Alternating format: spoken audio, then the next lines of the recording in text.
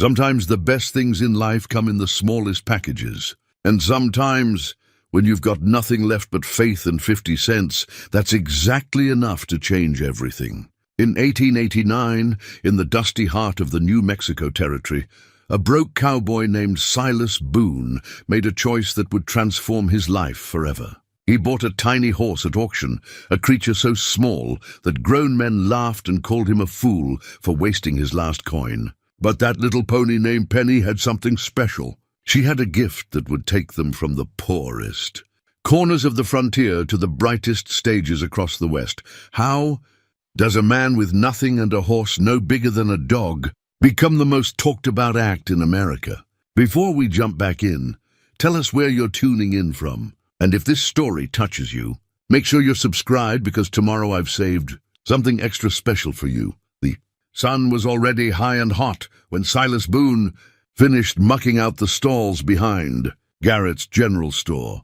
He straightened slowly, one hand pressed against the small of his back, where the old injury still made itself known on certain days. Today was one of those days. The kind of day that reminded him he wasn't the young ranch hand he'd once been. The kind that made him feel every one of his 40 years. He wiped the sweat from his forehead with a bandana that had seen better days and surveyed his morning's work. 3 stalls cleaned, fresh hay laid down, water troughs scrubbed and filled. It was honest work, the kind that left a man tired but not ashamed. Mr. Garrett would pay him 50 cents for the job, maybe throw in a can of beans if business had been good. That 50 cents would keep Silas fed for another few days if he was careful. Santa Rosa wasn't much of a town, even by New Mexico Territory standards. A handful of buildings clustered along a dusty main street. A saloon, a general store, a small church, and maybe 30 permanent residents if you counted generously. It sat in the middle of nowhere, a place people passed through on their way to somewhere better. Silas had been passing through 3 years ago when his money ran out and his options ran dry. He'd been here ever since. He collected his pay from Mr. Garrett, who counted out the coins with the careful attention of a man who knew the value of every penny.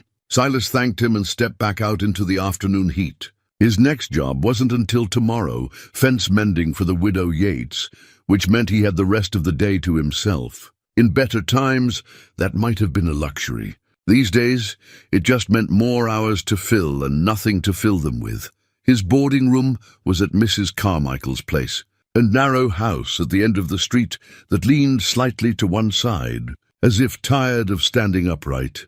Mrs. Carmichael was a widow herself, a woman in her 60s with steel-gray hair and a practical kindness that never quite crossed into charity. She charged Silas $2 a week for a room barely big enough for a bed and a washstand, and she expected payment on time. He was 3 weeks behind. The room was stifling in the afternoon heat, so Silas took his worn leather saddle, the one valuable thing he still owned from his previous life, and sat outside on the narrow porch. The saddle was good quality, made by a craftsman in Amarillo, back when Silas had steady work and a future that looked like something. He'd been a ranch hand then, a good one. The kind of rider who could gentle a wild horse or rope a steer with the best of them. That was before the accident. A spooked mare, a hard fall, and a leg that never quite healed right. The ranch foreman had been sympathetic but firm. A cowboy who couldn't ride wasn't much use on a cattle ranch. They'd paid him for the month and wished him well. That had been 4 years ago. Silas ran his hand over the saddle's smooth leather, checking for cracks, rubbing neat's foot oil into the dry spots. It was a ritual he performed every few weeks, keeping the saddle in good condition, even though he had no horse to put it on. Sometimes he thought about selling it. A saddle like this would fetch maybe $10, enough to pay Mrs. Carmichael what he owed and buy himself a week or 2 of breathing room. But he could never quite bring himself to do it. The saddle was a connection to the man he'd been, a reminder that he'd once been worth something. Mr. Boone. Mrs. Carmichael's voice came from the doorway behind him. She didn't sound angry, just tired. I need to speak with you about the rent. Silas set down the oil rag and turned to face her. Yes, ma'am. I know I'm behind. I've got work lined up for tomorrow, and there's talk of some hauling jobs next week. I'll have your money soon." She studied him for a moment, her expression softening. "You're a good man, Silas, hard-working and honest. But I've got my own bills to pay. I can give you until the end of the month, but after that I'll need to rent the room to someone who can pay." "I understand. Thank you for your patience, ma'am." She nodded and went back inside, leaving Silas alone with his saddle and his thoughts. The end of the month was 8 days away. He'd need at least 3 more jobs just to cover what he owed, and that was if he didn't eat much. The mathematics of poverty were simple and unforgiving. That evening, Silas walked down to Dutch Henry's saloon, not to drink, he couldn't afford that, but because the company was free. Dutch Henry was a big man with a bigger voice, a former prospector who'd found more gold selling whiskey to miners than he'd ever found in the ground.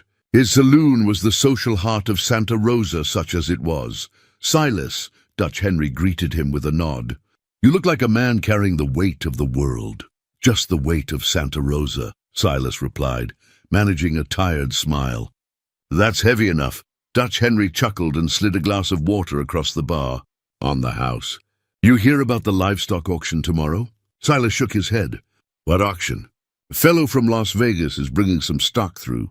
"Horses mostly?" "Some mules. They're setting up in the old corral by the church. Figured a man with your eye for horses might want to have a look. Appreciate the thought. But looking is about all I can afford these days. Never know what you might find," Dutch Henry said with a shrug.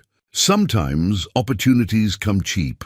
The conversation moved on to other topics: weather, politics, the railroad that might someday reach Santa Rosa if the town lasted that long.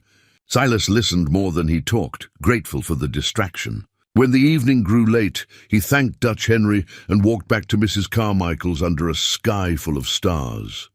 Sleep didn't come easy that night. His mind kept turning over the same problems, looking for solutions that weren't there. The rent, the jobs that might or might not materialize, the gnawing fear that he was running out of options and out of time. Somewhere past midnight, he finally drifted off, dreaming of better days and horses he used to ride. Morning came with the harsh light of another cloudless day. Silas washed his face in the basin, put on his cleanest shirt, which wasn't saying much, and walked to the church to see about this auction.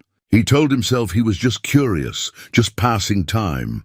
But deep down, he knew better. He was hoping for something, anything, that might change his luck. The corral was already filling with people when he arrived. Ranchers and farmers mostly. Men with money in their pockets and purpose in their eyes. Silas recognized Burton Graves right away, a wealthy cattleman who owned most of the land around Santa Rosa. Graves stood with his 2 sons, all 3 of them dressed in clothes that cost more than Silas made in a year. They were the kind of men who never had to worry about rent or where their next meal was coming from.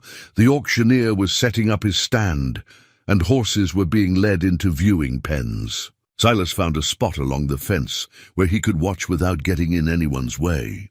The horses were good quality, he could see that right away. Strong backs, good legs, the kind of animals that would serve a working ranch well. One by one, they were led to the auction block and sold for prices that made Silas's head spin. $20, $40. One particularly fine gelding went for $65. Silas reached into his pocket and felt the coins there. 2 quarters, a dime, a nickel, 5 pennies, 75 cents total, and he needed at least 50 of that for food. He was about to leave when he heard the laughter. What in the name of... Burton Graves' voice carried across the corral. "Is that supposed to be a horse?" Silas looked toward the auction block and saw what Graves was laughing at. Being led into the ring by a nervous-looking handler was the smallest horse he'd ever seen. Not a pony exactly. Something else. The creature couldn't have stood more than 30 inches at the shoulder, with a delicate frame and legs like twigs. Her coat was a dusty brown, matted and dull from poor care. She looked half-starved and completely out of place among the working stock. The laughter spread through the crowd. Even the auctioneer seemed embarrassed to be presenting such an animal. "Folks, this here is, well, she's small, I'll grant you that." The auctioneer tried to maintain his professional demeanor. "But she's gentle and sound." Might make a pet for children, I suppose. Might make a snack for my dogs, someone called out, and the crowd roared with laughter. Silas watched the little horse flinch at the noise. Her ears went back, and she tried to make herself smaller, pressing against the handler's leg. Something about that gesture, that attempt to find safety in a hostile world, struck Silas deep in his chest. He knew exactly how that felt. "Let's start the bidding at $5, the auctioneer said, without much hope. Silence. Nobody moved. "All right, $2 then. Anyone? $2 for the little lady here?" More silence. Burton Graves lit a cigar and made a show of turning his back on the proceedings. $1. Surely someone 50 cents. Silas heard his own voice before he'd consciously decided to speak. Every head in the corral turned to look at him. The auctioneer blinked in surprise. "Did you say 50 cents, sir?" "Yes, sir." "That's what I said." The laughter started again, but this time Silas was part of the joke. Burton Graves turned back around, grinning broadly. Well, looks like Boone here is finally getting himself a thoroughbred. That's about all a man like him can afford, I suppose." Silas felt his face flush hot, but he kept his eyes on the little horse. She was looking at him now, her large dark eyes meeting his. There was intelligence there and something else. A kind of quiet dignity despite her circumstances. 50 cents, the auctioneer repeated. "Anyone else? No? Well then," he brought down his gavel. "Sold to Mr. Boone for 50 cents. Silas walked to the auction stand on legs that felt unsteady. He counted out the coins, 2 quarters that represented his last bit of security in the world, and handed them over. The handler gave him a rope lead attached to the little horse's halter and stepped back quickly, as if glad to be rid of the burden. "Good luck with your purchase, Boone," Burton Graves called out, still laughing. Maybe she can pull a child's wagon for you. That's about all she's good for." His sons joined in the laughter, and soon the whole crowd was chuckling and pointing. Silas ignored them all. He bent down, not far given the horse's size, and gently touched her neck. She didn't pull away. "Come on then," he said softly. "Let's get you somewhere quiet." The walk back through Santa Rosa felt like the longest journey of Silas's life. Every person they passed stopped to stare. Some pointed. Some laughed outright. Word traveled fast in a small town, and by the time Silas reached Mrs. Carmichael's place, it seemed like everyone in Santa Rosa had heard about his purchase. Mrs. Carmichael came out onto the porch, wiping her hands on her apron. She looked at Silas, then at the tiny horse, then back at Silas. Her expression was difficult to read. "Mr. Boone," she said carefully, "did you spend money on that animal?" "Yes, ma'am." 50 cents. 50 cents that I assume you needed for food." "Yes, ma'am." She was quiet for a long moment. Then, surprisingly, her expression softened. "There's a small stable out back. It's not much, but it's dry. You can keep her there if you promise to clean up after her." "Thank you, Mrs. Carmichael, I promise." He led the little horse around to the back of the house, where a lean-to structure served as a makeshift stable. It was barely big enough for a regular horse, which meant it was almost spacious for this tiny creature. There was some old hay in the corner and a bucket Silas could fill with water. He tied the lead rope loosely to a post and stepped back to really look at his purchase in the fading light. The little horse looked back at him with those intelligent eyes, and for the first time all day, Silas felt something other than regret. He felt curious. What had he just done? He'd spent his last 50 cents on an animal he didn't need and couldn't afford to feed. He'd made himself the laughingstock of Santa Rosa. He'd chosen this tiny, fragile creature over his own immediate survival, and yet, as he watched her lower her head to sniff at the hay, moving with a surprising grace despite her poor condition, Silas couldn't quite bring himself to regret it. There was something about her, something he couldn't name, a sense that maybe, just maybe, he hadn't made a mistake after all.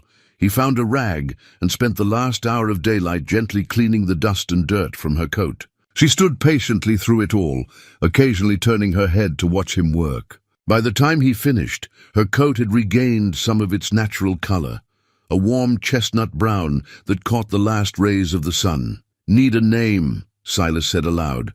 Can't just keep calling you little horse. She turned her head at the sound of his voice, ears pricked forward with interest. How about Penny? Seems fitting since you cost me 50 of them. The horse, Penny, blinked her large eyes and then, inexplicably, lowered her head in what looked almost like a bow. Silas stared at her, momentarily speechless. That couldn't have been intentional, could it? He shook his head and finished up for the night, making sure she had water and what hay he could spare. Tomorrow, he'd have to figure out how to feed her properly, how to pay his rent, how to survive this latest in a long line of questionable decisions. But for tonight, standing in the gathering darkness with this strange little horse, Silas Boone allowed himself to feel something he hadn't felt in a very long time. He felt hope. The mockery didn't end with the auction. If anything, it grew worse over the following days. Everywhere Silas went in Santa Rosa, people had something to say about his purchase. Some comments were good-natured, the kind of ribbing that friends might share. Others carried a sharper edge, the sort of cruelty that comes easy to people who need someone to look down on. Burton Graves seemed to take particular pleasure in the situation. He made a point of riding past Mrs. Carmichael's place at least once a day, always slowing down when he reached the stable where Penny was kept. "How's that racing stock of yours, Boone?" he'd call out. "Thinking of entering her in the Kentucky Derby?" His sons would laugh right on cue, and Graves would ride on, satisfied with himself. Silas learned to ignore it. He'd dealt with worse than Burton Graves in his life, and he figured the man would get tired of the joke, eventually. What bothered Silas, more than the mockery, was the practical reality of his situation. He'd spent his last 50 cents on Penny, which meant he was now completely broke. The widow Yates paid him 75 cents for a full day of fence mending, but that money went straight to buying oats and hay for Penny. She was thin, undernourished, and needed proper feeding if she was going to survive, which meant Silas went hungry. Again, Mrs. Carmichael noticed, of course. She had eyes in her head and a working understanding of mathematics. She started leaving plates of food outside Silas's door, always with some excuse about having cooked too much or not wanting leftovers to go to waste. Silas knew charity when he saw it, but he was also hungry enough to accept it with gratitude. Father Miguel, the priest at the small Catholic church, stopped by one afternoon to check on him. The padre was a thin man in his 50s, with kind eyes and a practical approach to faith that Silas appreciated. "I heard about your purchase," Father Miguel said, leaning against the stable fence to watch Penny. She was investigating a pile of fresh hay with apparent satisfaction. "People are talking. People always talk," Silas replied. "Doesn't cost them anything." True enough. The priest was quiet for a moment. "Why did you buy her, Silas?" "You don't strike me as an impulsive man." Silas considered the question. He'd been asking himself the same thing. "I'm not entirely sure, Father. I looked at her standing there, scared and alone, and I couldn't walk away." "Does that make sense?" "More sense than you might think," Father Miguel smiled. "Sometimes the things we need find us in unexpected packages. Maybe you needed each other." After the priest left, Silas found himself thinking about those words. Maybe they had needed each other. God knows, he'd been feeling pretty scared and alone himself lately. He'd been spending more time with Penny, not just out of necessity, but because he genuinely enjoyed her company. There was something calming about her presence, something that eased the constant anxiety that had become his normal state. He'd sit on an overturned bucket and talk to her while he worked on his saddle or mended his clothes. She seemed to listen, her ears tracking the sound of his voice. That's when he started noticing the unusual things. Penny was smart. Not just horse smart, but genuinely remarkably intelligent. When Silas called her name, she'd come immediately, even though he'd only had her a few days. When he held out his hand with a piece of apple, she'd wait patiently until he gave permission before taking it. Little things, maybe, but they added up to something that felt significant. The real breakthrough came almost by accident. Silas had been brushing her coat, talking to her about his day, when he mentioned he was worried about money. Without thinking, he said, "I just don't know what to do, Penny." She'd looked at him directly, and then, clear as day, shook her head from side to side. No, Silas stopped brushing. Did you just understand what I said? Penny tilted her head, studying him with those intelligent eyes. If you understand me, Silas said slowly. Nod your head. For a long moment, nothing happened. Then Penny lowered her head and raised it again in an unmistakable nod. Silas felt his heart start to race. Do that again, she did. A clear, deliberate nod. Holy, Silas sat down hard on his bucket. You can understand me. Over the next few days, he experimented cautiously, not quite believing what he was seeing. He'd ask Penny simple questions, yes or no questions, and she'd respond appropriately. Not every time and not perfectly, but often enough that it couldn't be coincidence. Then he discovered she could do more than communicate. She could perform. It happened one evening when Silas was particularly discouraged. He'd been turned down for a hauling job, which meant he still had no money for rent. He was sitting on his bucket, head in his hands, when Penny walked up and gently nudged his shoulder. When he looked up, she took several steps backward, then rose up slightly on her hind legs and lowered her front end in an elegant bow. Silas blinked in astonishment. Where did you learn that? She did it again, this time adding a little flourish with her front hoof. Can you do anything else? Over the next hour, Silas discovered that Penny had an entire repertoire of tricks. She could bow, she could shake her head yes and no, she could lift her hooves one at a time on command. Most remarkably, when he told her to play dead, she carefully lowered herself to the ground, rolled onto her side, and lay completely still until he told her to get up. Someone had trained her. Trained her well. This wasn't the behavior of a neglected animal sold for 50 cents at a livestock auction. This was a performing horse, skilled and practiced. The realization left Silas with more questions than answers. Who had owned Penny before? Why had she ended up at that auction? How had someone trained her to do all this and then let her go? He didn't have answers, but he had something else. He had an idea. The next evening, after much internal debate, Silas walked into Dutch Henry's saloon, with Penny on a lead rope. The place went silent the moment they entered. Every head turned, every conversation stopped. Dutch Henry looked up from behind the bar, eyebrows raised. Silas, you bringing your livestock to drink now? Not exactly. Silas felt his face flush, but pushed forward. I was hoping I could show folks something. Something special about Penny here. This ought to be good, someone muttered from a corner table. Burton Graves was there, of course, sitting with his sons and a few ranch hands. He leaned back in his chair with an amused smile. By all means, Boone, show us what that 50-cent wonder horse can do. Pull a child's cart? Maybe she can carry your saddlebags? Laughter rippled through the room. Silas ignored it. He led Penny to a clear space in the center of the saloon and took a deep breath. Penny, he said quietly. Bow! She bowed, deep and graceful, her nose almost touching the floor. The laughter stopped. People leaned forward, suddenly interested. Now stand up and shake your head no. Penny stood and shook her head from side to side. Now nod yes.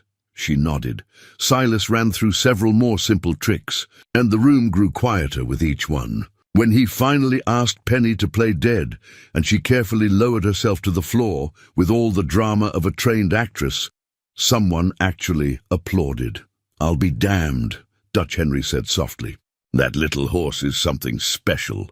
Even Burton Graves had stopped smiling. He was watching Penny with narrowed eyes, the look of a man recalculating his assessment of a situation. She's smart, Silas said, finding his voice. Smartest horse I've ever seen, regardless of size.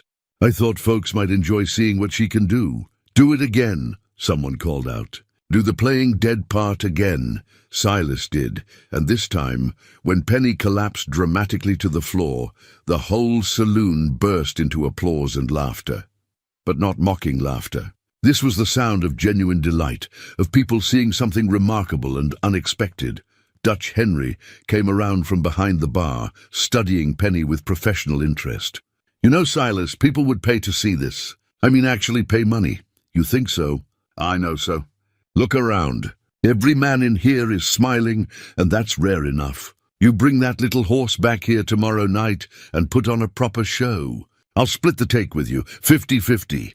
Silas felt something unfold in his chest. something that had been coiled tight for months. "You're serious?" "Dead serious. I'll spread the word, get a crowd in here. You just show up with your horse and do what you did tonight." Dutch Henry grinned. "I think you might have stumbled onto something good, my friend." That night, lying on his narrow bed in Mrs. Carmichael's boarding house, Silas stared at the ceiling and allowed himself to think about possibilities. Maybe Penny wasn't just a tiny horse he'd bought on impulse. Maybe she was something more.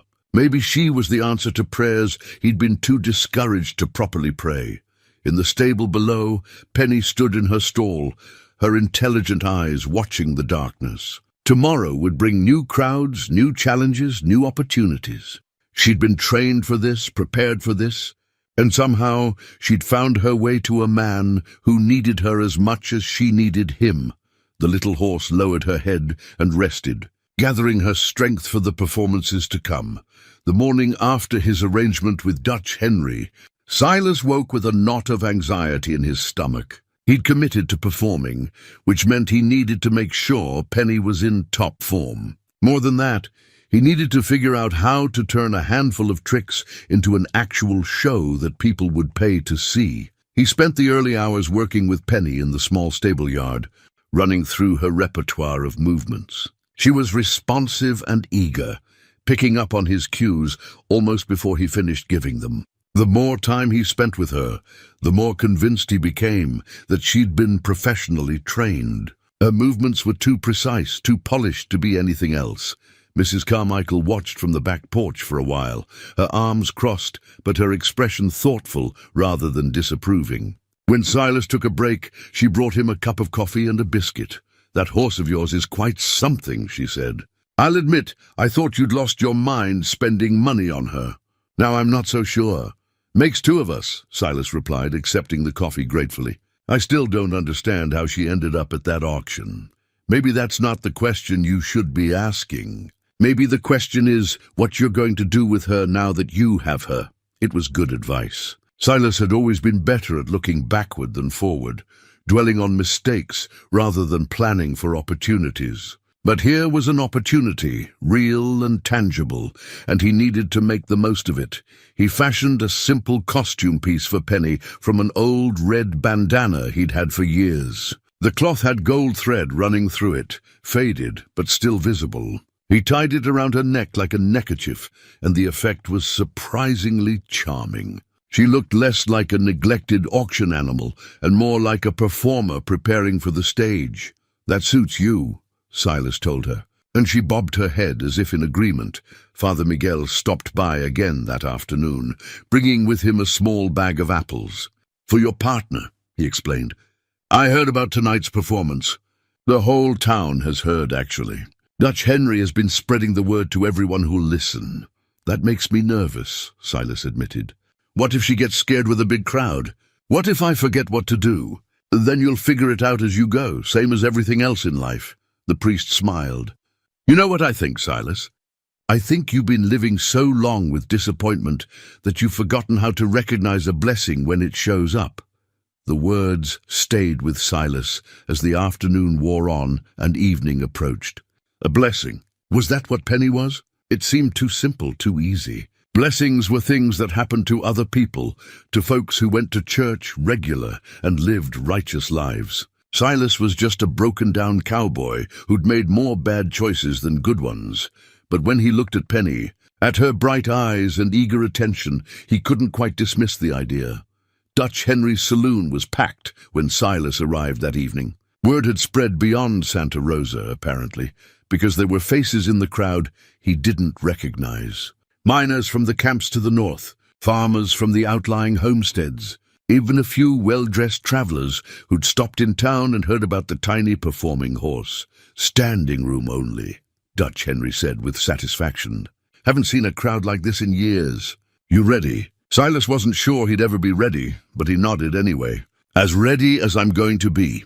The saloon had a small raised area at one end that served as a makeshift stage. Dutch Henry helped Silas lead Penny up onto it, and the crowd grew quiet with anticipation. Silas looked out at all those faces, some friendly, some skeptical, some just curious, and felt his throat go dry. "Folks," he began, then stopped to clear his throat. Folks, thank you for coming tonight. What you're about to see is, well, it's something special. This here is Penny, and she's the smartest horse I've ever known, regardless of size. He ran through the routine he'd planned, starting with simple commands and building to more complex tricks. Penny performed beautifully, seeming to enjoy the attention. When she bowed, people applauded. When she nodded yes and shook her head no in response to Silas's questions, they laughed with delight. And when she finally played dead, collapsing to the stage with perfect dramatic timing, the applause was thunderous. Silas felt something shift inside him during that performance. The fear and anxiety fell away, replaced by a kind of joy he'd almost forgotten existed. He wasn't just showing off a trained animal. He was bringing happiness to people, giving them something to smile about in hard times. That meant something. When the show ended, people rushed forward to get a closer look at Penny. Children especially wanted to meet her, and she was gentle and patient with all of them, allowing them to pet her soft nose and exclaim over her tiny hooves. Dutch Henry was grinning from ear to ear when he finally shooed the last customers out and locked the door. "Silas, my friend, do you know how much we took in tonight?" "No idea. $8.40. That's $4.20 each." He counted out the coins into Silas's hand. "And that's just the first night. Word's going to spread even further. We could do this every week. Hell, maybe twice a week, $4.20. It was more money than Silas had held at one time in months. It was enough to pay Mrs. Carmichael what he owed, to buy proper food for himself and Penny, to maybe even start saving a little for the future. "I don't know what to say," Silas managed. "Don't say anything. Just bring that remarkable little horse back next Saturday." Dutch Henry clapped him on the shoulder. "You've got something special here. Don't let it slip away." Walking back to Mrs. Carmichael's that night, with Penny trotting contentedly beside him and money jingling in his pocket, Silas felt like a different man than the one who'd walked to that auction days ago. He'd taken a chance on something small and strange and seemingly worthless, and that chance was starting to pay off in ways he'd never imagined. Mrs. Carmichael was waiting on the porch when he arrived. Without a word, he counted out the money he owed her for back rent and placed it in her hand. She looked at the coins, then at him. "You did it." "Penny did it," Silas corrected. "I just stood there and told her what to do." "You did more than that. You saw potential where others saw a joke. That takes vision, Silas, and courage." She closed her hand around the money. "Your rent's paid through the end of the month. After that, we'll start fresh." In the stable, Silas gave Penny an extra portion of oats and spent a long time brushing her coat until it shone in the lamplight. She stood patiently through it all, occasionally turning her head to look at him with what he could only describe as contentment. "We're going to be all right," he told her. "I don't know how it happened or why, but we're going to be just fine." Penny lowered her head and nudged his hand, and Silas felt his throat tighten with emotion he couldn't quite name. For the first time in longer than he could remember, he believed the words he'd just spoken. They were going to be all right. Together, they were going to make something of this unexpected partnership. In his room later, lying in bed with the sound of Penny moving softly in the stable below, Silas allowed himself to dream. Not big dreams, not yet. Just small ones. Enough money to live on. Enough purpose to make life feel worthwhile. Enough hope to keep moving forward. It was enough. For now, it was more than enough. The performances at Dutch Henry's became a regular thing.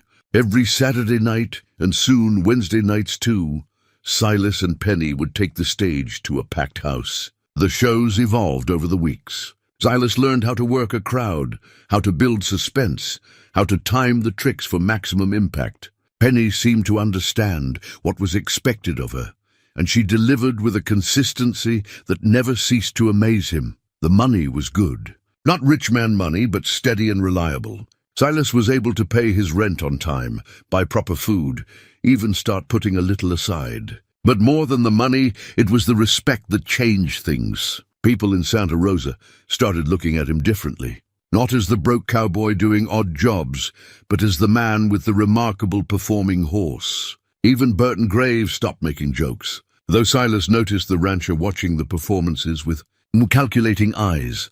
Word spread beyond Santa Rosa. Travelers passing through would hear about Penny and make a point to stop at Dutch Henry's. Some folks rode in from 20 miles away just to see the show. The saloon was doing better business than it had in years, and Dutch Henry was grateful enough to increase Silas's cut to 60% of the take. Father Miguel started attending the performances regularly, always sitting in the back and smiling throughout. One evening after a show, he pulled Silas aside. "You've found your calling," the priest said.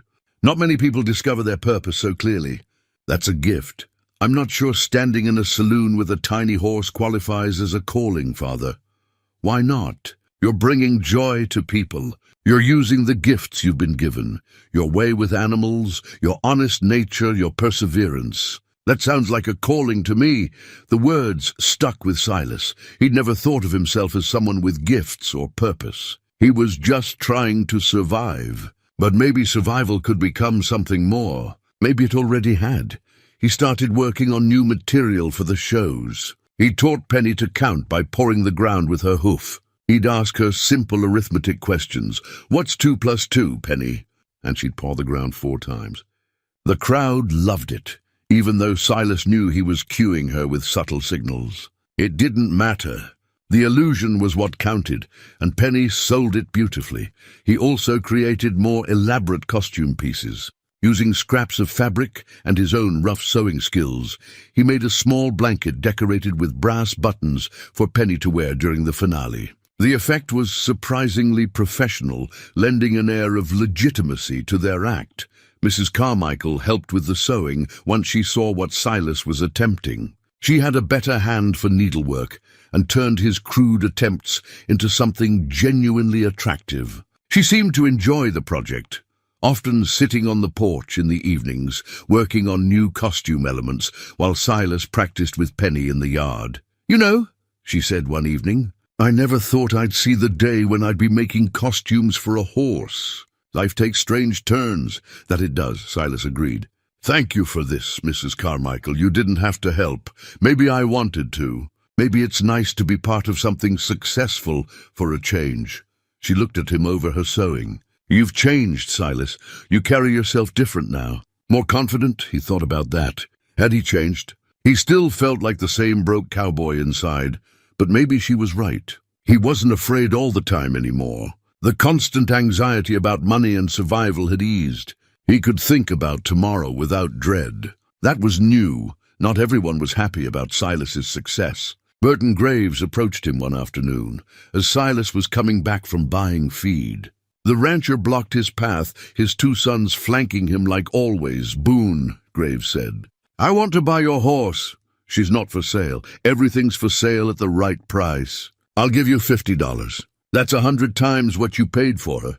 Silas looked at Graves steadily. "I said she's not for sale. My daughters would love a pet like that. Small, does tricks. It's perfect. I'll go $75. That's more money than you'll make in months of saloon shows." "The answer is no, Mr. Graves. Penny's not a pet, and she's not for sale at any price." Graves's expression hardened. "You're making a mistake, Boone. That horse is a novelty. People will get tired of seeing the same tricks. You'll be back to scraping by within a year, mark my words. Sell now while you can get something for her." Silas moved past the rancher without responding. He knew what Graves was really upset about. It wasn't that he wanted Penny for his daughters. It was that Silas Boone, the man he'd mocked and looked down on, was succeeding. That bothered Burton Graves more than he wanted to admit. The incident left Silas unsettled. Not because he doubted his decision to keep Penny, that had never been in question, but because Graves had touched on a genuine fear. What if people did get tired of the act? What if this success was temporary? He'd built his whole life around Penny now. If the performances stopped drawing crowds, he'd be right back where he started. He mentioned his concerns to Dutch Henry that evening while setting up for the show. People might get tired of the same act, Dutch Henry agreed. That's why you don't give them the same act. You keep it fresh, keep adding new elements. But I'll tell you something, Silas. I've been running this saloon for 15 years, and I've never seen anything draw crowds like that little horse of yours. You've got something special. Don't let men like Burton Graves make you doubt it. The show that night was one of their best. The saloon was so packed that people were standing outside peering through the windows to catch glimpses of the performance. Silas introduced a new trick, teaching Penny to pick up a hat with her teeth and carry it around, collecting tips from the audience. The crowd loved it, and the hat came back heavy with coins. When it was over and the crowd had finally dispersed, Silas counted out their earnings. $14. It was more than they'd ever made in a single night. "We're building towards something," Dutch Henry said. "I can feel it. Something bigger than Saturday night shows in a frontier saloon." Silas didn't know what he meant, but the words felt prophetic somehow. He walked home that night with Penny beside him, the stars bright overhead and a sense of anticipation building in his chest. They'd come so far already. Where else might this path lead? In the stable, as he settled Penny for the night, she did something she'd never done before. She stepped close to him and rested her head against his chest, standing perfectly still. It was a gesture of trust, of affection, of partnership. Silas wrapped his arms gently around her small frame and felt his eyes sting with unexpected emotion. "We're in this together," he told her. "Whatever comes, we face it together." She made a soft sound, almost like agreement, and Silas knew with absolute certainty that everything had changed. They weren't just man and horse anymore, weren't just performer and trained animal. They were partners. They were family. And whatever lay ahead, that bond would see them through. The answer to what lay ahead arrived on a Tuesday afternoon in the form of 3 brightly painted wagons rolling into Santa Rosa. Silas was working in the stable when he heard the commotion on the main street. He stepped out to see what the fuss was about, and found half the town gathered to watch the spectacle. The wagons were unlike anything Santa Rosa had seen before. Painted in red and gold, with elaborate lettering on the sides, they announced themselves as Sterling's Grand Traveling Circus. The lead wagon was pulled by 4 matched horses with braided manes and polished harnesses. Behind it came 2 more wagons, equally impressive, carrying what appeared to be props, equipment, and living quarters. At the reins of the lead wagon sat a man who could only be Maxwell Sterling himself. He was perhaps 55 years old, with silver hair, a carefully trimmed mustache, and the bearing of someone who'd spent his life commanding attention. He wore a burgundy coat with brass buttons and a black hat with a silk band. Everything about him spoke of showmanship and confidence. The circus set up camp in the field beyond the church, and by evening they'd erected a large tent striped in red and white. Handbills appeared all over town, announcing performances for the next 3 nights. The entrance fee was 25 cents, steep for Santa Rosa, but people were excited enough that Silas suspected Sterling would do good business. He attended the first performance that Thursday night, curious to see what a real circus looked like. He'd heard stories, of course, but he'd never actually seen one. The ticket price represented most of a day's wages for him, but he felt it was important to understand what professional performers did. The show was remarkable. There were acrobats who tumbled and flew through the air with impossible grace. A strong man who lifted weights that seemed beyond human capability. A woman in a spangled costume who performed tricks on horseback, standing upright as her mount cantered around the ring. Trained dogs that danced and jumped through hoops. Every act was polished, professional, designed to amaze. Silas watched it all with growing awareness of how amateur his own performances were by comparison. He and Penny put on a good show for a frontier saloon, but this was something else entirely. This was entertainment refined to an art form. What struck him most, though, was the way Maxwell Sterling worked the crowd. He served as the ringmaster, introducing each act with a booming voice and theatrical gestures. He knew exactly how to build excitement, when to let tension mount, when to release it with spectacle. He was a master showman, and watching him taught Silas more about performance in one evening than months of trial and error. After the show, as the crowd dispersed, Silas lingered near the tent. He told himself he was just interested in the circus mechanics, how they managed the logistics. But truthfully, he was hoping for a chance to speak with Sterling. The ringmaster emerged from the tent, still in his performance clothes, speaking with some of his performers. Silas recognized the woman equestrienne, whose name the program had listed as Clara. She was laughing at something Sterling said, and the easy camaraderie between them spoke of long association. Sterling noticed Silas watching and, to his surprise, walked over with a friendly smile. "You enjoyed the show?" Sterling asked. "Very much, sir. It was. I've never seen anything like it. That's what we aim for. Spectacle and wonder." Sterling studied him with sharp, intelligent eyes. "You're Silas Boone, aren't you?" "The fellow with the performing horse." Silas blinked in surprise. "How did you know that?"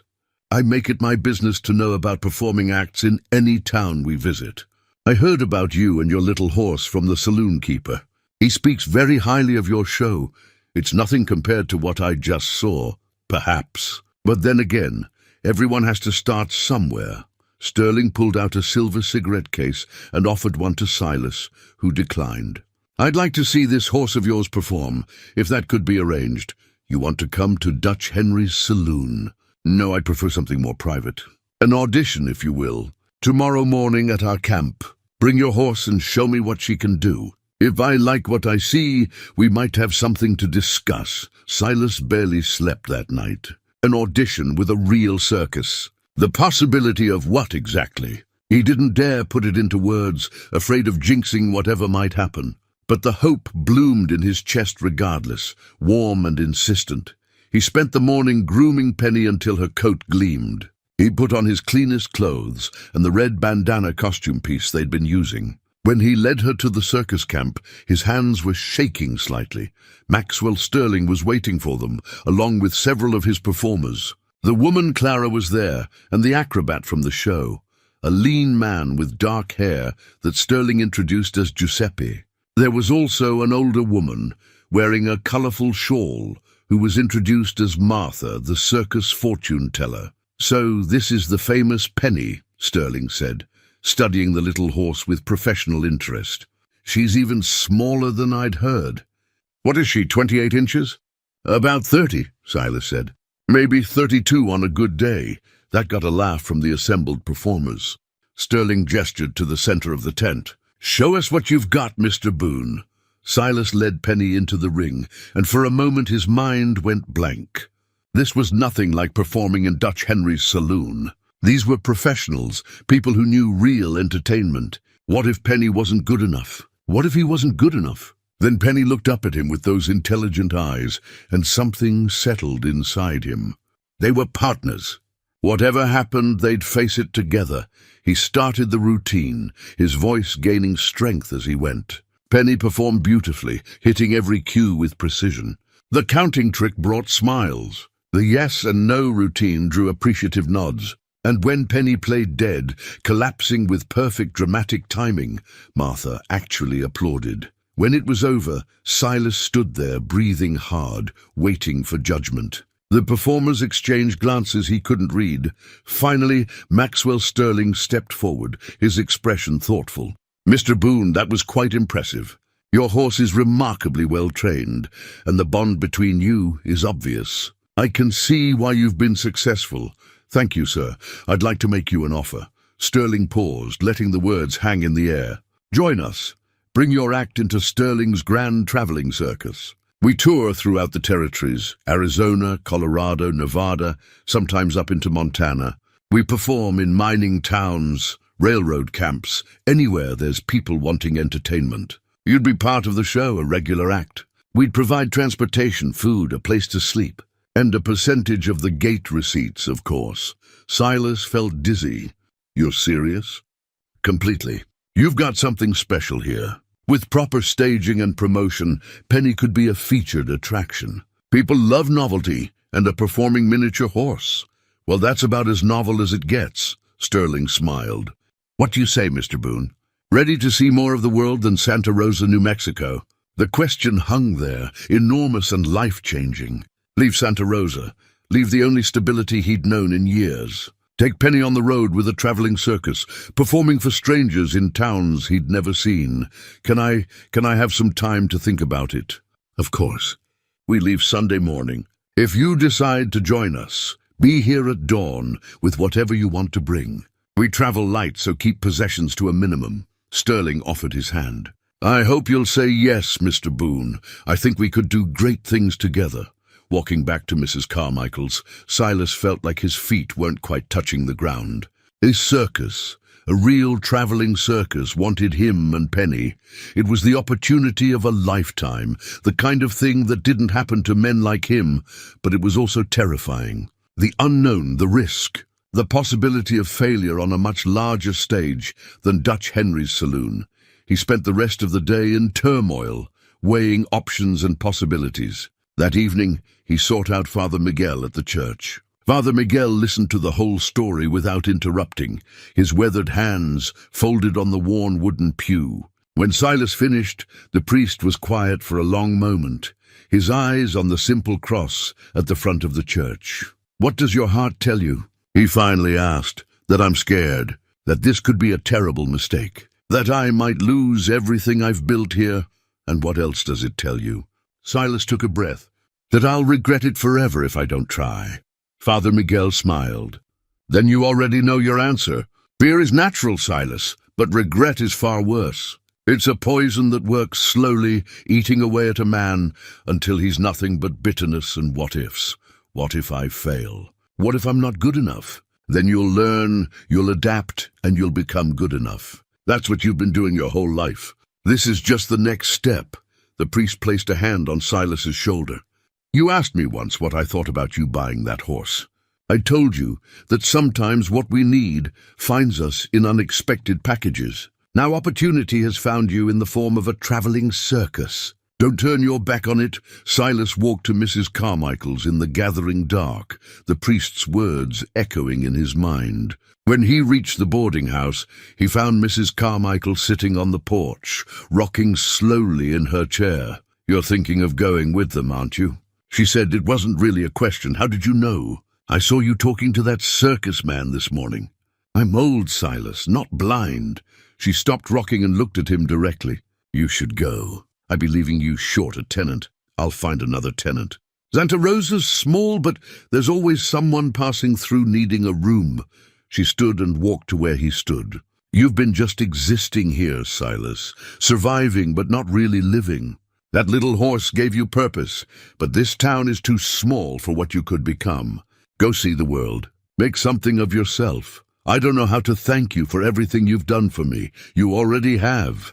You paid your rent, you worked hard, and you treated an old woman with respect. That's thanks enough." She patted his arm. "Now go pack your things and stop worrying so much. Life's too short for that."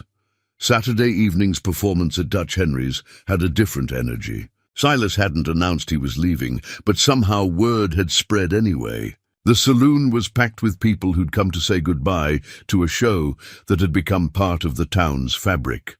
When the performance ended and the applause finally died down, Dutch Henry called for quiet. "Most of you have heard by now that our friend Silas has been offered a position with Sterling's circus. Tomorrow he and Penny will be leaving Santa Rosa to tour with the show." There was a murmur through the crowd, surprise from those who hadn't heard, sadness from those who had. "Now I know some of you might be thinking it's a shame to see them go," Dutch Henry continued. "But I say we should be proud. Santa Rosa's own Silas Boone and his remarkable little horse are heading for bigger things. Let's give them a proper send-off." The applause that followed was different from the usual performance appreciation. This was genuine affection, respect, and good wishes. Silas felt his throat tighten with emotion. These people had seen him at his lowest and had witnessed his rise. Now they were cheering him on to something greater. Burton Graves was conspicuously absent from the crowd.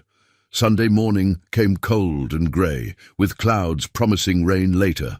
Silas packed his belongings, which didn't take long.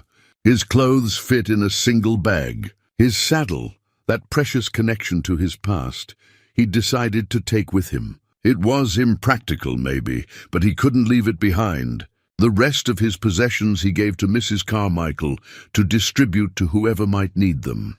Father Miguel was waiting at the circus camp when Silas arrived with Penny. So was Mrs. Carmichael. and Dutch Henry, and a handful of others who'd come to see them off. Maxwell Sterling greeted them all with the practiced warmth of a showman. "Welcome to Sterling's Grand Travelling Circus, Mr. Boone. You're officially part of the family now." The other performers introduced themselves properly. Clara, the equestrienne, was a woman in her 30s with kind eyes and a firm handshake. Giuseppe, the acrobat, was Italian and spoke with an accent that added flavor to his words. Martha, the fortune-teller, gave Silas a knowing look that suggested she saw more than most people. "You'll ride in the third wagon," Sterling explained. "Martha and Giuseppe are in there too. Quarters are tight, but we make it work. Clara and I are in the lead wagon with the married couples. Single performers go in the back." There were goodbyes to say, and they were harder than Silas expected. Mrs. Carmichael pressed a package of food into his hands. Father Miguel blessed both Silas and Penny with simple words that carried weight. Dutch Henry shook his hand with genuine warmth. "You make us proud out there," the saloon keeper said. "Show them what Santa Rosa can produce." Then the wagons were moving, wheels creaking as the horses leaned into their harnesses. Silas sat in the back of the third wagon, Penny secure in a padded stall they'd prepared for her. He watched Santa Rosa recede into the distance, the little town growing smaller, until it was just a smudge on the horizon, and then nothing at all. "First time leaving home?" Martha asked.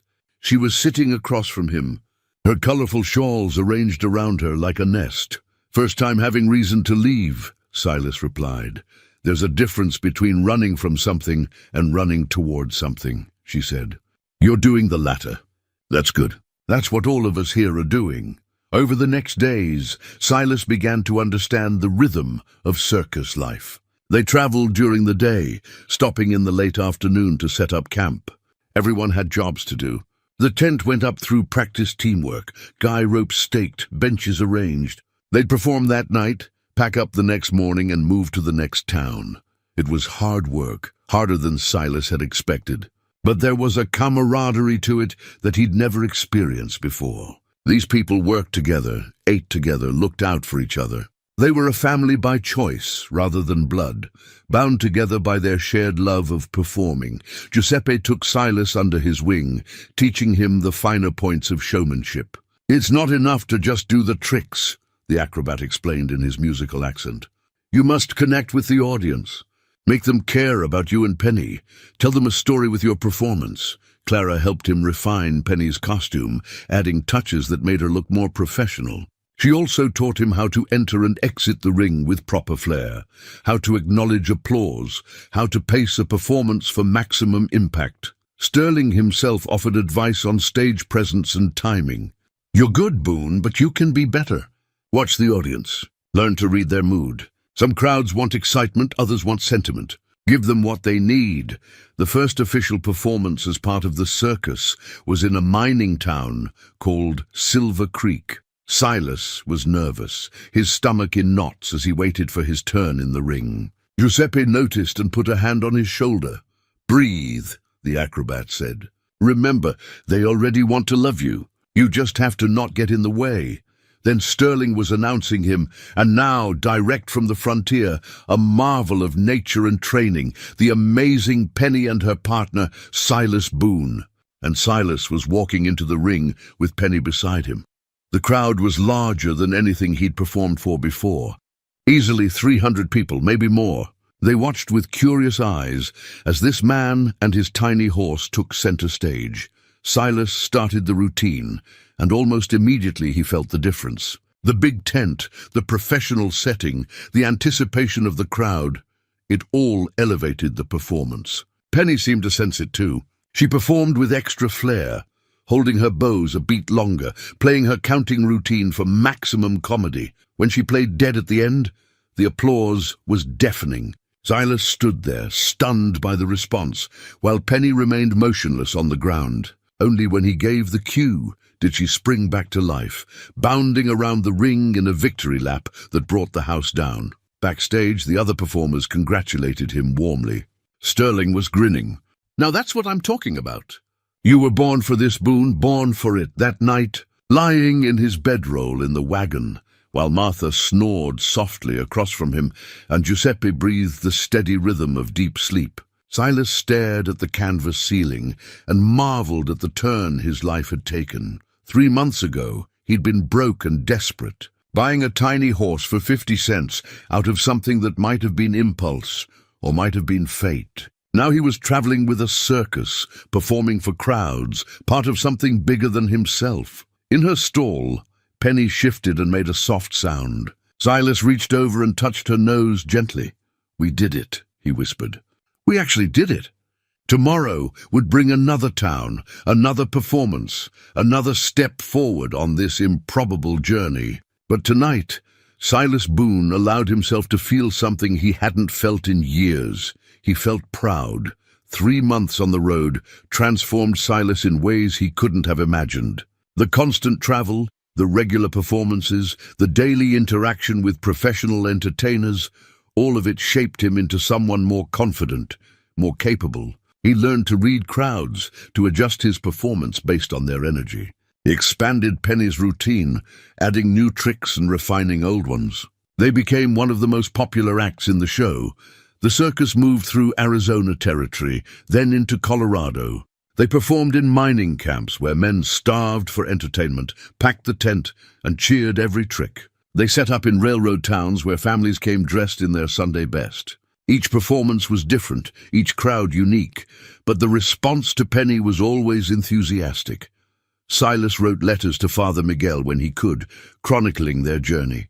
The priest wrote back with news from Santa Rosa, always encouraging, always proud. Mrs. Carmichael sent a brief note saying she'd rented his room to a schoolteacher and that the town still talked about him and Penny. Denver came in early autumn, a growing city that felt almost cosmopolitan after months of frontier camps. Sterling had arranged for them to perform at a proper theater rather than under canvas, a sign of how successful the tour had been. The venues were getting larger, the audiences more sophisticated. "This is where we prove we're not just a frontier novelty," Sterling told the troupe. "Denver has standards. We meet them. We can command better rates everywhere we go." The theater seated 500, and opening night it was full. Silas stood backstage, listening to the crowd's anticipatory murmur, and felt the familiar mix of nerves and excitement. Beside him, Penny waited calmly, as if she'd been performing in proper theaters her whole life. The show went flawlessly. Every act landed perfectly. When Silas and Penny took the stage, they delivered their best performance yet. The counting routine got laughs. The yes and no questions brought applause. And the playing dead finale had people on their feet cheering. They performed 6 shows over 3 nights, each one to capacity crowds. Newspaper critics attended and wrote glowing reviews. One called Penny a marvel of equine intelligence and training. Another declared Silas and Penny the most charming act to grace Denver's stages in years. It was during the final Denver performance that Silas noticed the well-dressed stranger. The man sat in the 3rd row, watching the show with intense focus. He wasn't smiling or clapping like the others. He was studying everything with the attention of someone taking mental notes. After the show, as Silas was leading Penny back to the wagons, Maxwell Sterling approached with the stranger in tow. "Boone, this is Mr. Edmund Hartwell," Sterling said. "He'd like to speak with you about Penny." Hartwell was perhaps 40, dressed in a fine suit that marked him as a man of means from back east. He had the bearing of someone used to being obeyed, but his expression was more curious than commanding.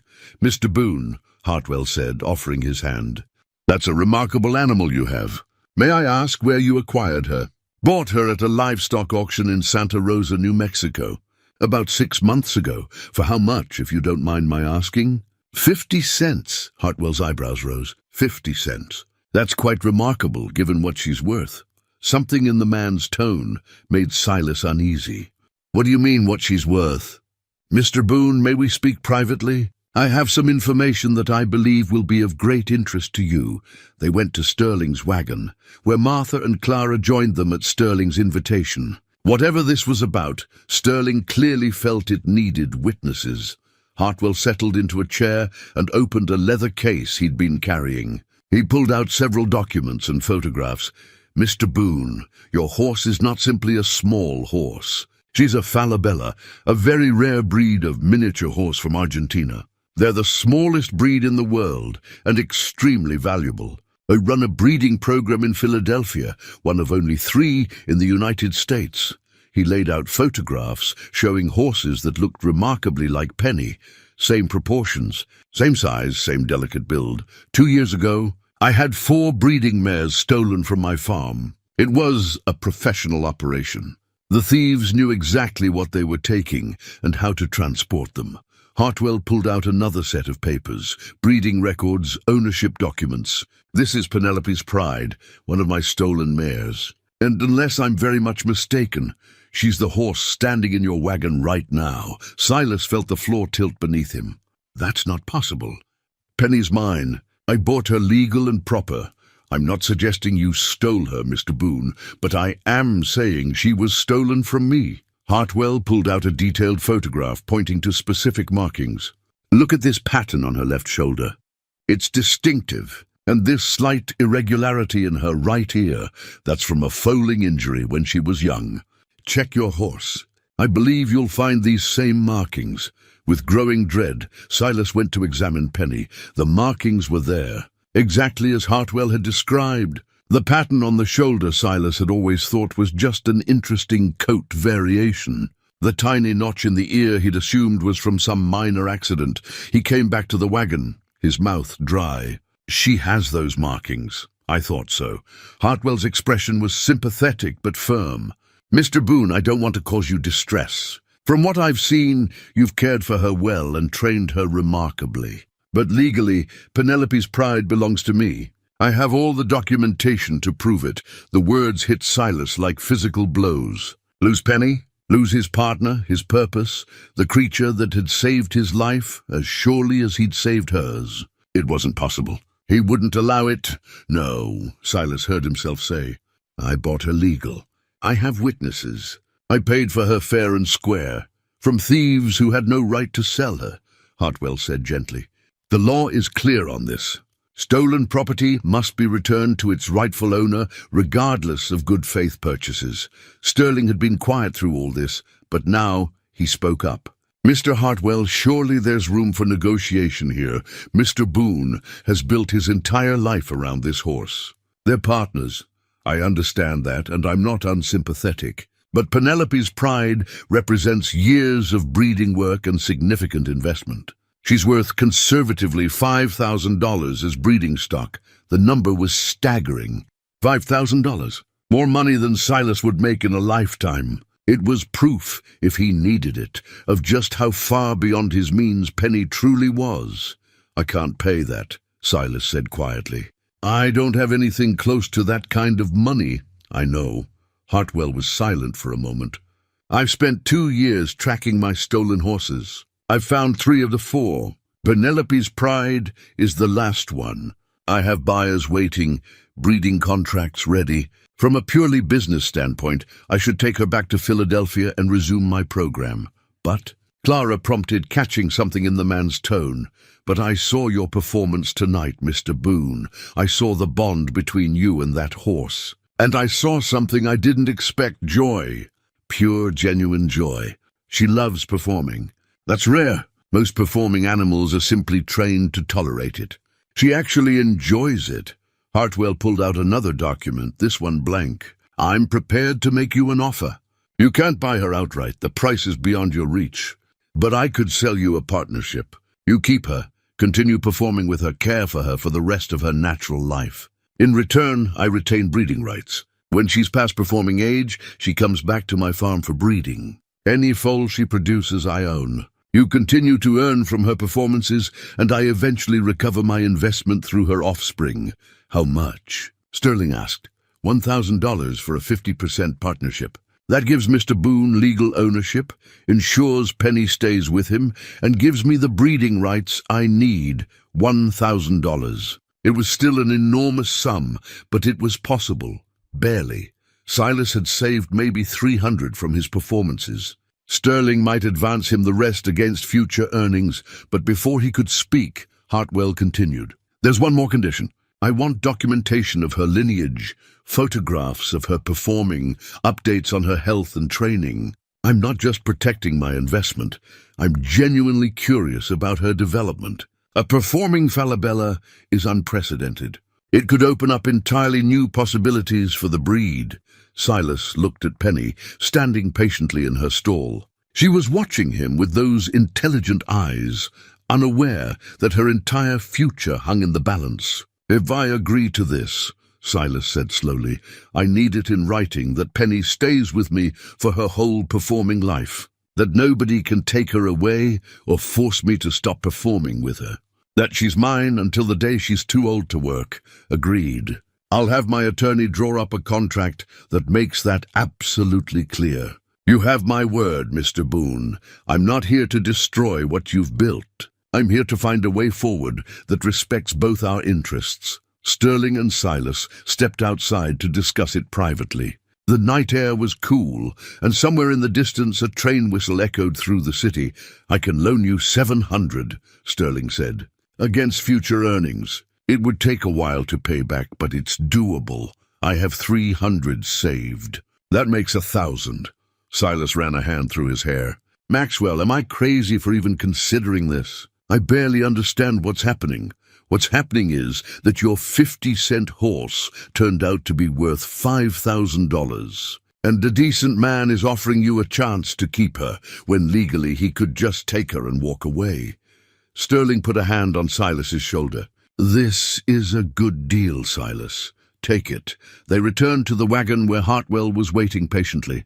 The man stood when they entered, reading the answer in Silas's face.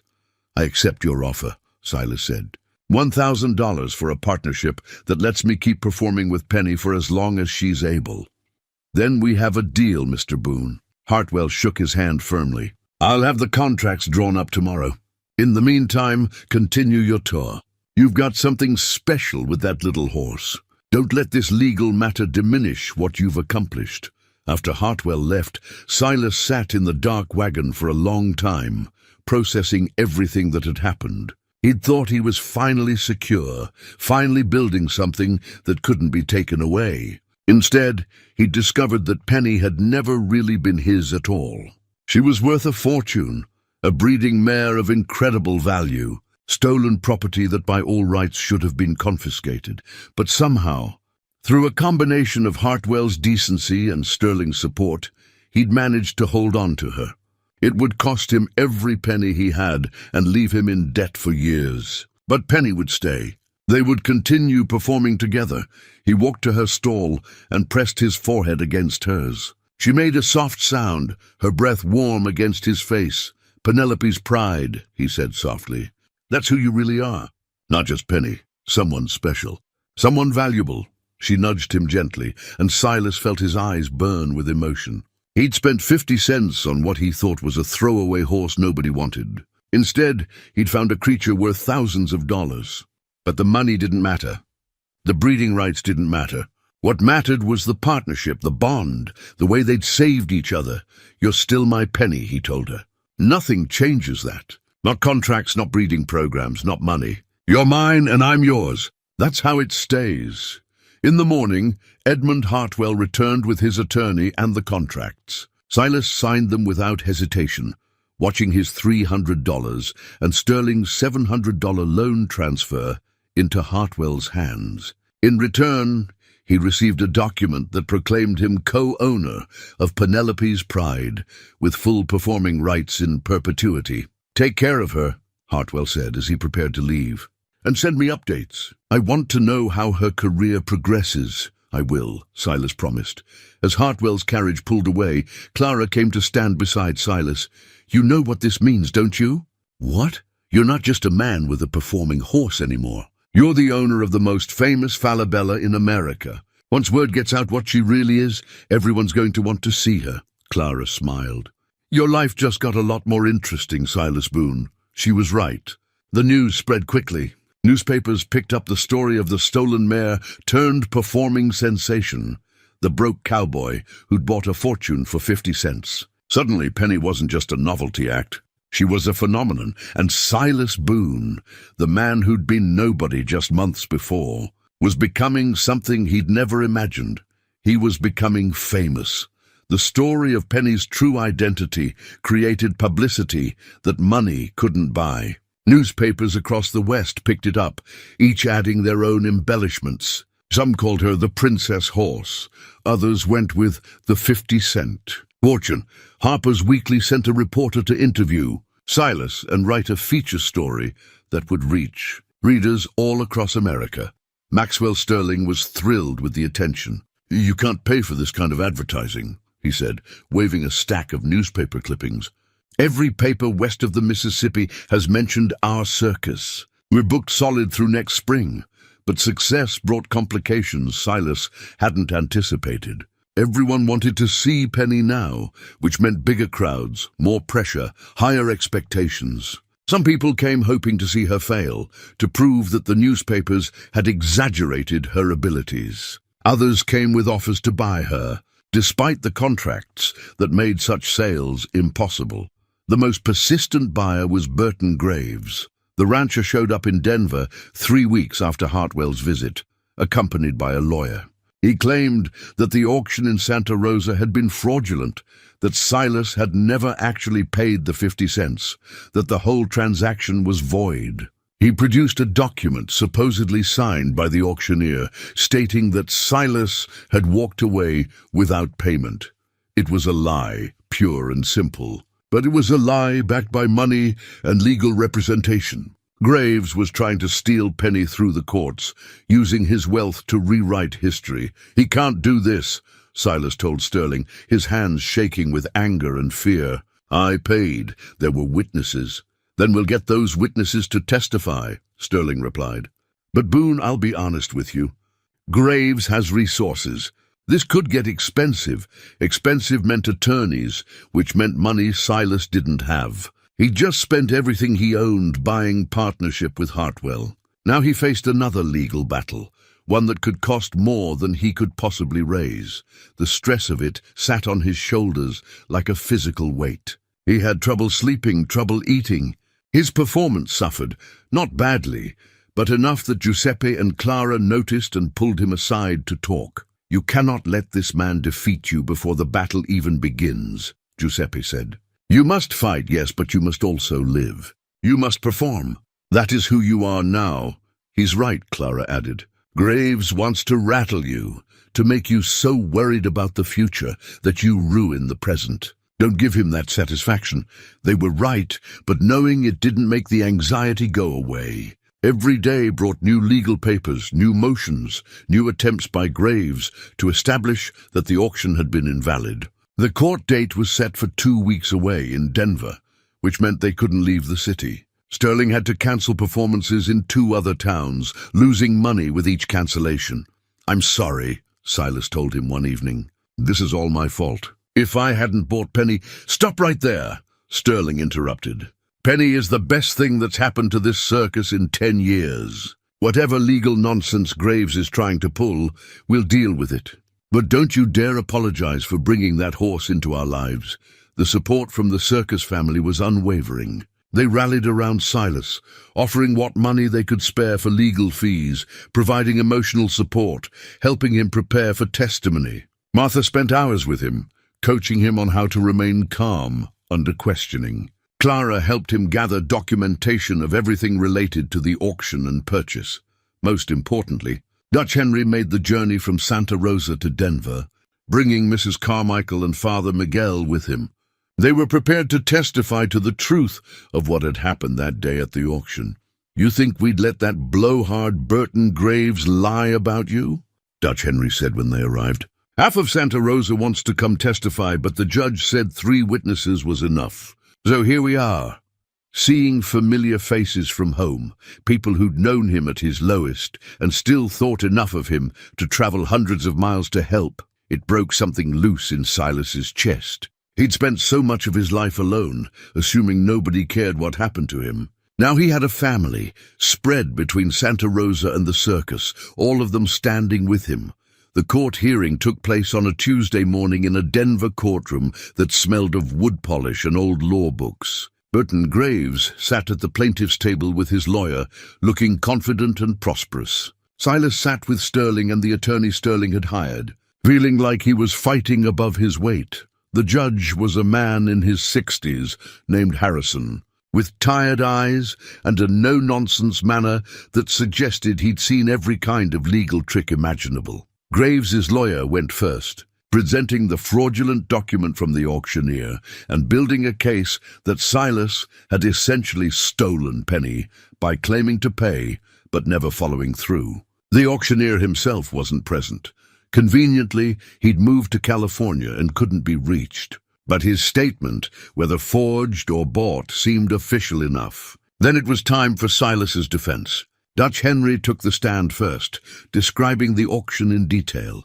He'd been there, had seen the whole thing. He testified that Silas had definitely paid, had counted out 2 quarters in front of everyone. "I remember it clear as day," Dutch Henry said, "because after he paid, Burton Graves made a big show of laughing about it. Called it Boone's thoroughbred. Made fun of him for wasting his last money on that little horse." Graves's lawyer tried to poke holes in the testimony, but Dutch Henry was unshakable. He'd been running a saloon for 15 years. He knew how to handle aggressive questioning. Mrs. Carmichael testified next, describing how Silas had returned to her boarding house with Penny, how he'd been broke afterward because he'd spent his last coins on the horse. "A man doesn't go hungry for days after an auction unless he actually spent his money there," she said pointedly. Father Miguel's testimony carried particular weight. As a priest, his word had moral authority. He described Silas's character, his honesty, his integrity. This is not a man who would claim to pay for something and then walk away without doing so. That's not who Silas Boone is.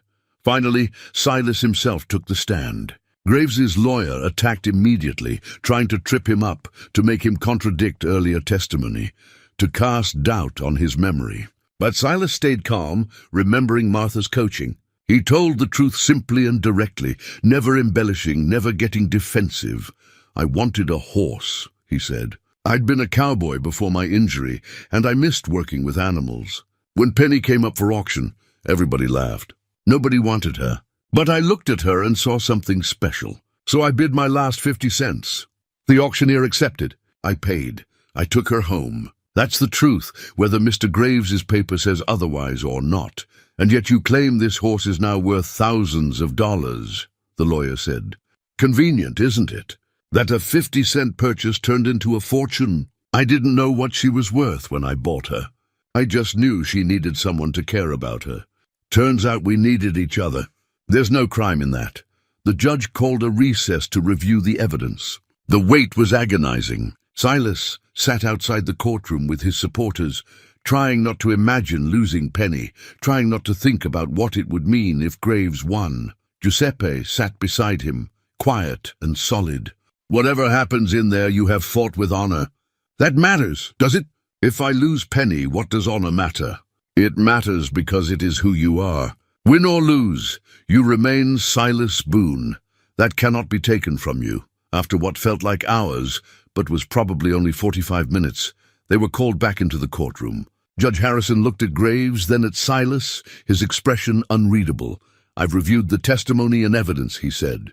"Mr. Graves, your auctioneer's statement raises questions, but those questions are outweighed by the testimony of 3 credible witnesses who were actually present.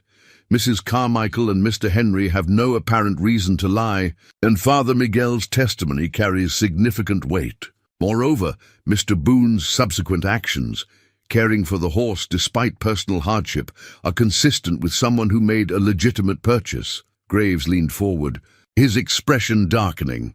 "Furthermore," the judge continued, "I find it suspicious that you're only challenging this transaction now, 6 months after the fact, and only after the horse in question has become valuable and famous. If there was truly fraud at the auction, you should have raised the issue immediately. Your delay suggests opportunism rather than genuine grievance." "Your Honor," Graves's lawyer began, but the judge held up a hand. "I'm ruling in favor of the defendant. The transaction stands as legitimate. Mr. Boone's ownership of the horse known as Penny, or Penelope's Pride, is confirmed. This case is dismissed." He brought down his gavel with a sharp crack. Silas felt his legs go weak with relief. He'd won. Penny was safe. Graves couldn't touch her. The rancher stormed out of the courtroom without a word, his lawyer hurrying after him. Silas turned to find himself surrounded by supporters. Sterling. The circus performers, his friends from Santa Rosa, all of them congratulating him, clapping his back, expressing their joy. Outside the courthouse, Father Miguel pulled him aside. "You know what this means, Silas? It means you've truly made something of yourself. The man who was broken alone in Santa Rosa is now standing up to wealthy ranchers in Denver courts and winning. That's no small thing. I couldn't have done it without all of you. That's the point, son. None of us can do life alone. We need each other. You've built yourself a family across towns and circumstances. That's worth more than any horse, valuable as she is." That evening, Sterling announced that they'd be leaving Denver within the week. They were heading to San Francisco, where he'd booked them into one of the finest theaters on the West Coast. It would be the biggest venue they'd ever played, the most sophisticated audience. "This is where we prove we're not just a Western phenomenon," Sterling said to the assembled troupe. "San Francisco will make or break us. We need to be perfect." Silas spent the next days in intensive rehearsal with Penny. Giuseppe worked with him on new choreography, adding elements that would play well in a formal theater. Clara helped design a proper costume for Penny, something elegant enough for the city crowd. Martha advised on presentation and stagecraft. "You must remember," Giuseppe said, "San Francisco is not a mining camp. These people have seen real theater, real performances. They will judge you by higher standards." "That's encouraging," Silas muttered. No, is good. You rise to meet the challenge. This is how we grow, yes?" The pressure was immense, but it was also exciting. After months of performing in frontier towns and temporary venues, they were finally getting a chance to prove themselves on a major stage. This was what Silas had been working toward without even realizing it.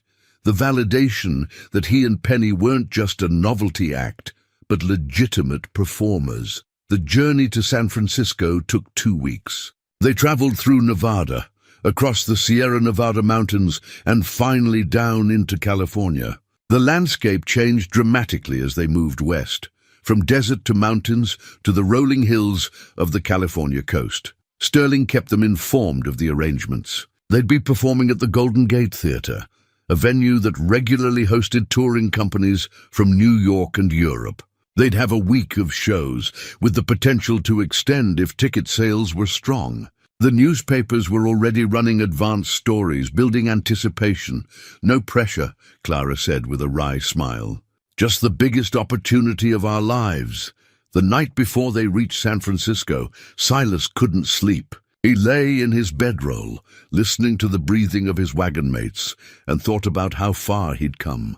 A year ago, he'd been cleaning stables for 50 cents a day, 3 weeks behind on rent, with no prospects and no hope. Now he was traveling to San Francisco to perform in a major theater. He had a family in the circus troupe. He had money in his pocket and food in his belly. He had purpose and pride and a future that looked like something, all because of a tiny horse that cost him 50 cents. He got up and went to check on Penny. She was awake, her eyes bright in the darkness. Silas sat beside her stall and stroked her nose gently. "Tomorrow we reach San Francisco," he told her. "Everything we've worked for comes down to next week's performances. You ready for this?" She leaned her head against his hand, and Silas felt a wave of affection so strong it almost hurt. They'd been through so much together: poverty, mockery, legal battles, constant travel. Through it all, she'd been steady and true, performing with joy and grace, no matter the circumstances. "Whatever happens," he said softly, "I want you to know something. You saved my life, Penny. I was drowning when I met you, going under for the last time. You gave me a reason to keep breathing. I'll never forget that." She made a soft sound, almost like understanding, and Silas allowed himself to believe that she did understand, that she knew what she meant to him, that this partnership was as important to her as it was to him. The circus reached San Francisco on a clear October morning. the city spreading out before them with its hills and buildings and the glittering bay beyond. It was bigger than anywhere they'd performed, more impressive, more overwhelming. This was it. The moment that would define whether Silas Boone and his tiny horse were the real thing, or just a flash-in-the-pan novelty from the frontier. Only one way to find out.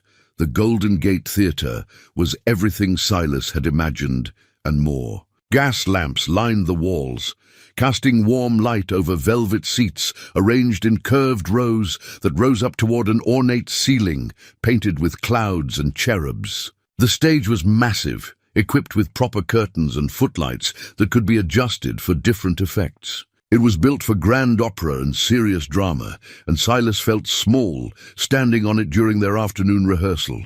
"Remember what I taught you," Giuseppe said from the wings. "You own this space. The stage is yours when you are on it. Believe that, and the audience will believe it too." Opening night arrived with terrifying speed. Silas stood backstage in his best clothes. Clara had taken him shopping, insisting he needed something better than his worn cowboy shirt for a San Francisco audience. He wore a new vest, dark trousers, and a shirt with an actual collar. Penny had her own costume now. A blanket of deep blue velvet trimmed with gold braid, and a matching bridle with tiny bells that chimed softly when she moved. The theater was filling up. Through the curtain, Silas could hear the murmur of conversation, the rustling of programs, the occasional laugh. These were city people, sophisticated folks who attended theater regularly. They'd come to see if the frontier phenomenon lived up to the newspaper stories. Sterling gathered the troupe for a final word before the show. "Tonight isn't just about entertaining," he said. "It's about proving we belong on stages like this. We're not frontier curiosities. We're professional performers. Let's show San Francisco what that means." The show began with the acrobatic troupe, Giuseppe and his partners executing flawless tumbling runs that drew gasps and applause. Then the strongman, then Clara's equestrian routine. Each act was polished, professional, designed to build anticipation for what came next. Then Sterling was walking to center stage, his voice filling the theater. "Ladies and gentlemen, it is my very great pleasure to introduce an act that has captured imaginations from the frontier to the finest venues in the West. You've read about them in your newspapers. You've heard the remarkable story of how they found each other. Now I invite you to witness the bond between man and horse that has made them the talk of the territories. Please welcome Mr. Silas Boone and the amazing Penny." The curtains parted, and Silas walked onto the stage with Penny beside him. For a moment the audience was silent, taking in the sight of the tiny horse. Then the applause began, polite but reserved. They were waiting to be impressed. Silas took a breath and began. "Thank you all for coming tonight. What you're about to see isn't just tricks or training. It's a partnership. 6 months ago, I bought this little horse for 50 cents at an auction where nobody wanted her. Turned out she was worth quite a bit more than that. But the real value wasn't in dollars. It was in what we found together." He'd never opened with a speech before, but something about the formal setting seemed to call for it. The audience was listening, genuinely interested. Her name is Penny, though her registered name is Penelope's Pride. She's a Falabella miniature horse, one of the rarest breeds in the world. But more than that, she's smart, talented, and she loves to perform. Let me show you what I mean. He ran through the routine, starting with the simple commands. "Penny, bow for the nice people." She bowed deeply, her nose nearly touching the stage, and the audience responded with warm applause. "Now, Penny and I have been working together long enough that we can communicate pretty well. Let me demonstrate. Penny, if you're happy to be here in San Francisco, nod your head yes." She nodded enthusiastically, and laughter rippled through the crowd. "And if you'd rather be anywhere else, shake your head no." She stood perfectly still, refusing to shake her head, and the laughter grew louder. They were warming up, starting to engage. Silas moved into the counting routine, asking Penny to solve simple arithmetic by pawing the ground. The audience delighted in it, calling out their own math problems for him to pose. When Penny consistently got the answers right, responding to Silas's subtle cues, People started to truly believe in her intelligence. Then came the color recognition. Silas held up squares of fabric in different colors, and Penny would pour once for red, twice for blue, 3 times for yellow. It was a new trick they'd been perfecting, and it landed perfectly. The sophistication of the audience didn't matter. They were enchanted. For the finale, Silas set up the playing dead routine carefully. "Now I need to warn you," he said with perfect timing. "What you're about to see might be disturbing. I'm going to demonstrate what happens when a horse hears the word taxes." The adult humor hit exactly right. The audience laughed in anticipation. "Penny, what do you think about taxes?" She collapsed to the stage as if shot, rolling onto her side with her legs in the air and her tongue hanging out dramatically. The effect was so sudden, so complete, so perfectly timed that the audience erupted in laughter and applause. Silas let it build for a moment, then called out, "Penny, I have sugar cubes." She sprang to life instantly, bounding up and prancing in a circle around him, while the audience roared its approval. They were on their feet now, the applause thunderous, genuine delight on their faces. Backstage, the circus family surrounded Silas with congratulations and embraces. Giuseppe lifted him off his feet in an exuberant hug. Clara was wiping tears from her eyes. Even Martha, usually so reserved, was smiling broadly. "That was magnificent," Sterling said, his voice thick with emotion. "That was everything I hoped for and more. You didn't just perform, Boone. You connected. You made them care." The reviews in the morning papers confirmed it. The San Francisco Chronicle called Silas and Penny the most charming act to grace our stage in memory. The Examiner declared them a triumph of training, trust, and genuine artistry. Every review was glowing, every critic enchanted. The next 6 performances were all sold out, with people standing in the aisles to catch a glimpse of the famous tiny horse. Sterling extended their run by another week, and those shows sold out within hours of the announcement. San Francisco couldn't get enough of Penny. On the 8th night after the show, Maxwell Sterling called a special meeting of the troupe. They gathered in the theater's green room, everyone curious about what was important enough to warrant such formality. Sterling stood before them, looking uncharacteristically nervous. "I've been running this circus for 23 years, he began. "Started with nothing but a borrowed tent and a dog that could jump through hoops. Built it into something I'm proud of. But I'm not getting any younger, and the road gets harder every year." He paused, looking at each of them. "I've received an offer from a gentleman in Chicago. He wants to buy the circus, equipment and contracts and all. It's a good offer. More than fair. I've been thinking about accepting it." A murmur went through the group. Clara looked stricken. Giuseppe's expression was carefully neutral, but Silas could see the concern in his eyes. "But," Sterling continued, holding up a hand, "I realized I don't want to sell to a stranger. I want to keep this family together. So I'm making a different proposal." He looked directly at Silas. "Boone, I want you to become my partner. Equal shares, equal say in how we run things. Together, we can take this circus to places I never could alone. Your name recognition, your draw with audiences, it opens doors. My experience and connections give us stability. Together, we could build something really special." Silas felt like the floor had dropped away beneath him. "Maxwell, I don't know anything about running a circus. You know about performing. You know about connecting with audiences. You know about loyalty and hard work. The business side we can learn together. Or hire someone to handle it." Sterling smiled. "What do you say? Want to go from 50 cents to circus owner?" The troupe was watching him, and Silas saw hope in their faces. They didn't want Sterling to sell to a stranger who might break up the family they'd built. They wanted to stay together. "I'd need to think about it," Silas said. It's a lot. Take your time, but not too much time. The Chicago offer stands for another month." That night, Silas sat in his dressing room with Penny, trying to process what had just happened. 6 months ago, he'd been broke and desperate. Now he was being offered partnership in a successful circus. The trajectory of his life had changed so dramatically, it was hard to believe it was real. Edmund Hartwell had been attending the San Francisco shows, and he knocked on the dressing room door that evening. "May I come in?" Of course.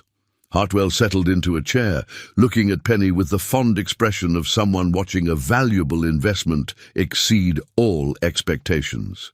I've been documenting her performances, he said. Taking notes, making sketches. What you've accomplished with her is remarkable, Boone. I've worked with Falabellas for years, but I've never seen one with her level of training and stage presence. She was like this when I found her. Someone trained her well before she was stolen. Yes, but someone else has maintained that training and expanded on it brilliantly. That someone is you. Hartwell pulled out an envelope. I wanted to give you this. It's a revised contract. I'm reducing your partnership payment by half and extending the terms. You've more than proven that Penny's in good hands. This new agreement gives you more flexibility and better terms. Why would you do that? Because I've realized something. The breeding value is important, yes. But what you're doing with her is creating something more valuable, a legacy. She's not just a rare horse. She's proof of what's possible between human and animal. That matters more than I initially understood. After Hartwell left, Silas sat with the new contract, thinking about legacies and partnerships and the strange turns life could take. A year ago, he'd have signed anything just to survive another week. Now he was considering business deals and partnerships, making decisions that would affect dozens of people. Giuseppe found him there an hour later. You're thinking too much, yes? Maybe, probably. Let me tell you something my father told me when I was young. He said, Giuseppe, life gives you moments where everything can change. You must have courage to take those moments, even when you are afraid. This is that moment for you, Silas. Maxwell would not offer partnership if he did not believe in you. But what if I fail? What if I'm not good enough? Then you fail trying something important, instead of succeeding at staying small and safe. Giuseppe smiled. Besides, you have us. We help you. This is what family does. The next morning, Silas found Sterling in his office at the theater. The circus owner looked up from his paperwork, eyebrows raised in question. I accept, Silas said. Your partnership offer. I accept. Sterling stood and offered his hand, a broad smile crossing his face. Welcome to the circus business, partner. Now let's show the world what we can do. 6 months later, Sterling's grand traveling circus returned to New Mexico territory for the first time since Silas had joined. They were different now, expanded and improved. The partnership had brought new energy, new acts, better equipment. They traveled in 5 wagons instead of 3, and their tent was twice the size. Success had allowed them to grow, and grow they had. The telegram Silas sent to Santa Rosa was simple, coming home for 3 days. Tell everyone, Silas.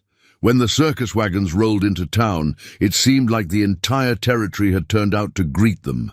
The main street was packed with people, and someone had hung a banner across the road. Welcome home, Silas and Penny. Mrs. Carmichael was at the front of the crowd, looking older but no less sharp. Dutch Henry stood beside her, grinning broadly. And there was Father Miguel, wearing his Sunday vestments, even though it was a Tuesday. But what struck Silas most was that Burton Graves was nowhere to be seen. Dutch Henry explained later that Graves had fallen on hard times. Some bad investments, some debts coming due. He'd sold most of his land and moved to Texas with his family. The man who'd mocked Silas for buying a 50-cent horse was gone, while Silas had returned a success. They set up the tent in the same field where Sterling Circus had first arrived all those months ago. The circle was complete. Silas stood in the empty ring before the first show, remembering the scared, broke man he'd been. That person felt like a stranger now, thinking deep thoughts. Clara asked, walking up beside him, just remembering. This is where it all started, really. Where I saw what real performing looked like. And now you're one of the real performers. Funny how life works. The Santa Rosa shows were special. Silas invited everyone in town to attend free of charge, his gift to the community that had supported him when he had nothing. The tent was packed all 3 nights, with familiar faces beaming up at him from every row. He told the story during each performance, the whole story from beginning to end. How he'd bought Penny for 50 cents because something in her eyes spoke to him. How she'd turned out to be worth thousands, but the real value was in their partnership. How one decision made when he was at his lowest had led to everything good that followed. "I learned something important from this little horse," he said on the final night, with his Santa Rosa family watching. "I learned that value isn't always obvious, that sometimes what looks like nothing is actually everything, and that taking a chance on something small and seemingly insignificant can change your whole life." After the show, there was a gathering at Dutch Henry's saloon. Everyone was there, performers and townspeople mixing together. Sharing stories and laughter, Mrs. Carmichael presented Silas with a gift, his old leather saddle, which she'd kept safe for him. "I know you've got your own wagon now and don't need it," she said, "but I thought you might want it anyway." As a reminder, Silas ran his hands over the familiar leather, feeling emotion well up in his chest. "Thank you. For this and for everything else. You gave me a place to stay when I had nowhere to go. You believed in me when I couldn't believe in myself. I just gave you a room, Silas. You did the rest." Father Miguel pulled him aside later in the evening. "I've been saving your letters," the priest said. "Everyone you've sent. I thought someday you might want to remember this journey, all the steps along the way. I don't think I could forget it if I tried. Maybe not. But memories fade. Words on paper stay true." Father Miguel smiled. "I'm proud of you, son. Not because you're successful, but because you stayed true to yourself through it all. Success can change a man, usually for the worse. But you're still Silas Boone, just with better clothes and more confidence." On the final morning, as the circus prepared to leave Santa Rosa, Silas took Penny for a walk through town. They passed the general store, where he used to muck stables, the boarding house where he'd lived in that tiny room, the church where Father Miguel had counseled him through hard times. He stopped at the old corral where the auction had taken place. The fence was weathered now, some of the posts leaning, but he could still picture it clearly. The crowd, the laughter, the moment he'd raised his hand to bid 50 cents on a horse nobody wanted. "That's where it all began," he told Penny. "Right there. That's where you saved my life." She looked at the corral, then back at him, and bobbed her head as if she remembered too. The circus left Santa Rosa to cheers and waves, heading northeast toward Colorado. They had shows booked through the next year, with offers coming in from as far away as St. Louis and Chicago. Sterling's Grand Traveling Circus was becoming a household name across the West, and much of that success came from the tiny horse who could count and bow and play dead on command. But for Silas, the success wasn't measured in ticket sales or newspaper reviews. It was measured in belonging, in purpose, in having a family that chose each other. It was measured in letters from Father Miguel and care packages from Mrs. Carmichael. It was measured in Giuseppe's friendship and Clara's wisdom and Martha's quiet support. Most of all, it was measured in his partnership with Penny, the creature who'd seen something in him that he hadn't seen in himself. In his private space in the wagon, Silas kept 3 things on a shelf. His old leather saddle, small enough now that it seemed to belong to a different life. The letters from Father Miguel, tied together with string, and mounted in a simple wooden frame. A single 50-cent piece, not the one he'd spent on Penny, but another he'd bought to commemorate that day. Sometimes, late at night, when the circus was quiet and everyone else was asleep, Silas would look at that coin and marvel at the journey it represented. 50 cents. The difference between despair and hope, between ending and beginning, between who he'd been and who he'd become.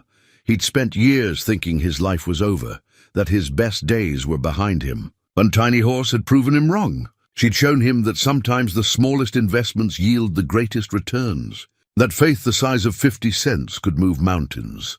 The circus traveled on through the territories, bringing joy and wonder to frontier towns and growing cities alike. Everywhere they went, people lined up to see the famous Penny, the miniature horse who changed one man's life and captured a nation's heart. But Silas knew the real story wasn't about a horse worth thousands being bought for 50 cents. It was about 2 creatures, one human, one horse, who'd found each other when they both needed saving, who'd built something beautiful from nothing, who'd proven that value isn't determined by size or circumstance, but by love and loyalty and the courage to take a chance. Sometimes the best things in life really do come in the smallest packages. And sometimes, when you've got nothing left but faith and 50 cents, that's exactly enough to change everything. The circus rolled on toward tomorrow, toward the next town, the next show, the next opportunity to bring light and laughter to people who needed it. And at the heart of it all was a tiny horse and the cowboy who'd believed in her, traveling together toward a future neither could have imagined. It was enough. More than enough. It was everything.